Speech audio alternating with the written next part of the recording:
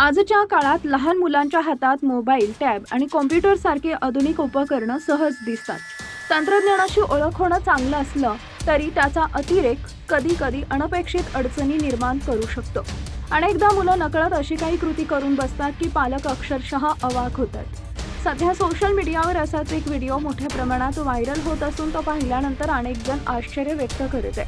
Viral होत असलेल्या या व्हिडिओमध्ये एका महिलेच्या घराबाहेर अचानक डिलिव्हरी एजंट मोठा बॉक्स घेऊन पोहोचतो.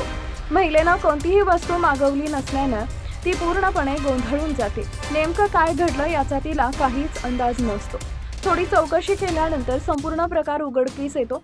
महिलेच्या मोबाईलमध्ये असलेल्या ई-कॉमर्स ॲपवरील सेव्ह पेमेंट माहितीचा वापर करून तिच्याच लहान मुलानं कोणालाही न सांगता 43 इंचाचा गुगल टीव्ही ऑर्डर केला होता.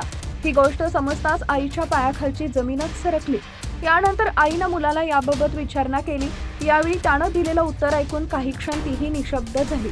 "तू टीव्हीवर नेहमी मालिका पाहते. मला कार्टून पाहण्यासाठी माझा स्वतःचा टीव्ही हवा होता म्हणून मी ऑर्डर केला," असं निरागस उत्तर त्यानं दिलं.